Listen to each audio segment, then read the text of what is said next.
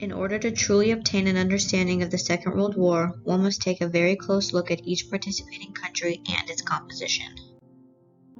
In addition to the obvious factors of economics, geography, military, and industrial strength, the ideology of the leadership must be considered. 5 of the major participants during World War II were Germany, Italy, Japan, the United States, and the Soviet Union. In this video, we will discuss the type and origin of each government, their core values, and the long-term agenda for the world from each perspective. The ideology of the regime that ruled Germany during World War II was National Socialism. It dismantled the previous form of parliamentary government and established instead rule by a supreme Führer. Adolf Hitler's orders were not subject to any criticism or questions. In fact, many alternative political parties were ordered disbanded. The only remaining power capable of challenging Hitler, the regular army, grudgingly accepted his crude rule because he promised full-scale German rearmament and a reversal of the hated Treaty of Versailles.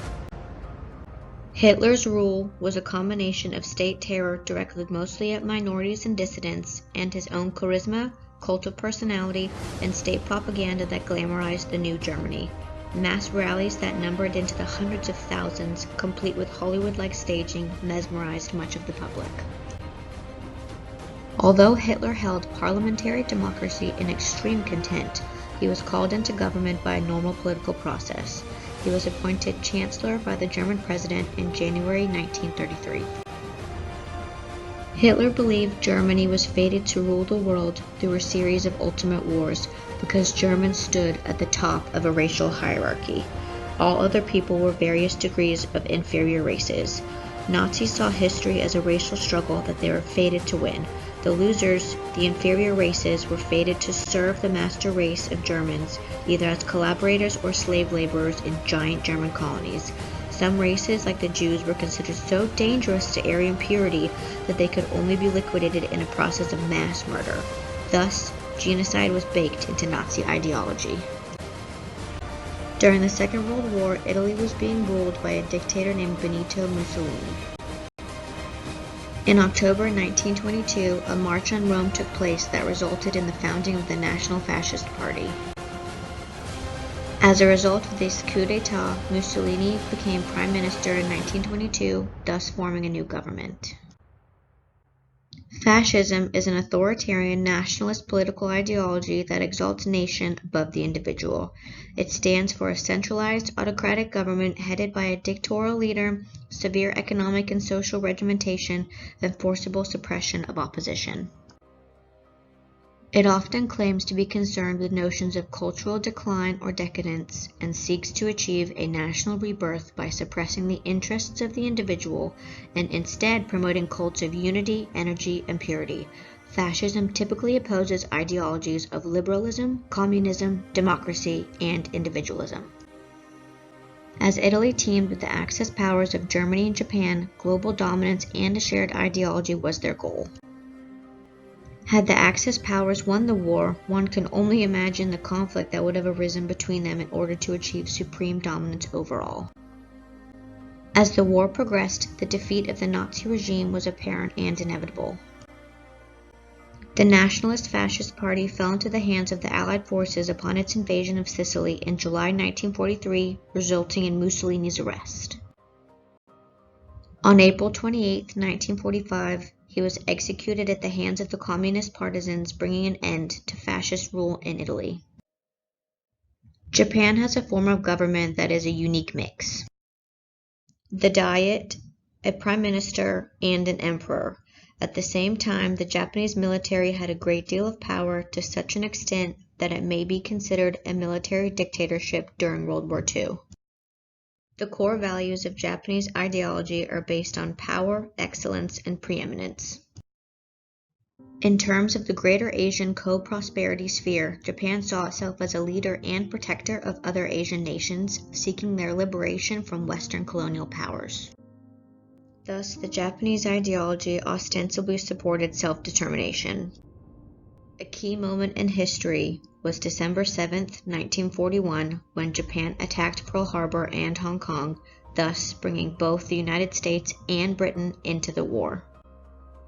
The ultimate agenda of Japan was self-sufficiency and supremacy. Striking south rather than north, the Japanese sought raw materials so that it could emerge from reliance on other nations for the materials necessary to wage war. Japan also strove to become a global power, a colonial power, through its conquests of Manchuria, Korea, the Philippines, Malaysia, Burma, and most of Southeast Asia. The government of the United States was democratic with century-and-a-half tradition of freedom and liberty. At the time of the war, Franklin D. Roosevelt was in his third term.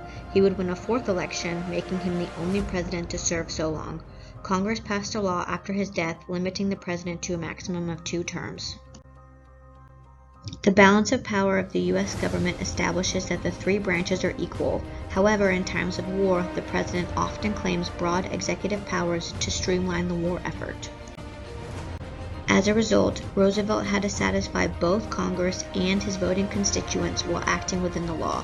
The core values of the U.S. in 1940 were isolation, neutrality, and protection of allies, a rather oxymoronic mix. Roosevelt established the Lend-Lease program in which America would lend arms, ships, and planes to allies as long as these were returned at the end of the war. The key moment for America in terms of entering the war was the December 7, 1941 attack by Japan on Pearl Harbor, Hawaii. By the end of the war, the United States was the only country in the world able to fight a true two-front war in Europe and Asia. America was arguably the strongest country in the world. The ultimate aim of America was to help create a world in which democracy would flourish in countries with a government based on self-determinism. However, America assumed the role of watchdog of democracy, taking up causes all around the world at a tremendous financial and social cost. The Soviet Union was under the rule of dictator Joseph Stalin, who came to power after the death of Vladimir Lenin in 1924. The government at this time was ruled under the doctrine of communism, which is a political theory advocating class war and leading to a society in which all property is publicly owned and each person works and is paid according to their abilities and needs. The need to eliminate the class system was done through a forcible purge of Soviet society and was necessary in eradicating all enemies of communism. Stalin's ultimate vision for the USSR was to ensure the security of his regime and the expansion of communism on a global scale. To achieve this agenda, it would be in the Soviet Union's best interest to remove the threat of an attack from Germany or the Western powers and to convince them to go to war with each other. Stalin was able to do this through signing the Nazi-Soviet Non-Aggression Pact, and then the later switch to become an Allied power with the pretense of Germany breaking the pact.